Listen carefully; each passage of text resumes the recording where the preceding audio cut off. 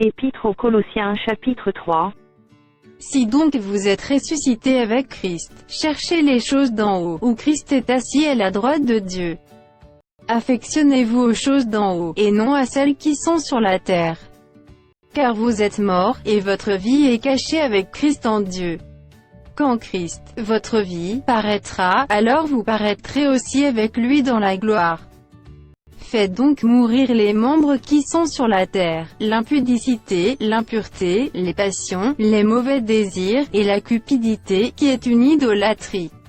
C'est à cause de ces choses que la colère de Dieu vient sur les fils de la rébellion, parmi lesquels vous marchiez autrefois, lorsque vous viviez dans ces péchés. Mais maintenant, renoncez à toutes ces choses, à la colère, à l'animosité, à la méchanceté, à la calomnie, aux paroles déshonnêtes qui pourraient sortir de votre bouche. Ne mentez pas les uns aux autres, vous étant dépouillés du vieil homme et de ses œuvres, et ayant revêtu l'homme nouveau, qui se renouvelle, dans la connaissance, selon l'image de celui qui l'a créé.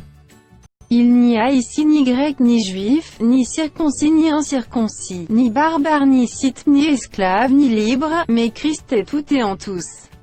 Ainsi donc, comme des élus de Dieu, saints et bien-aimés, revêtez-vous d'entrailles de miséricorde, de bonté, d'humilité, de douceur, de patience. Supportez-vous les uns les autres, et, si l'un a sujet de se plaindre de l'autre, pardonnez-vous réciproquement. De même que Christ vous a pardonné, pardonnez-vous aussi. Mais par-dessus toutes ces choses revêtez-vous de la charité, qui est le lien de la perfection. Et que la paix de Christ, à laquelle vous avez été appelés pour former un seul corps, règne dans vos cœurs. Et soyez reconnaissants. Que la parole de Christ habite parmi vous abondamment, instruisez-vous et exhortez-vous les uns les autres en toute sagesse, par des psaumes, par des hymnes, par des cantiques spirituels, chantant à Dieu dans vos cœurs sous l'inspiration de la grâce.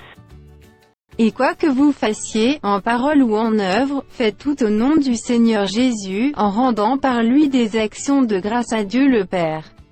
Femmes, soyez soumises à vos maris, comme il convient dans le Seigneur. Maris, aimez vos femmes, et ne vous aigrissez pas contre elles. Enfants, obéissez en toutes choses à vos parents, car cela est agréable dans le Seigneur. Pères, n'irritez pas vos enfants, de peur qu'ils ne se découragent.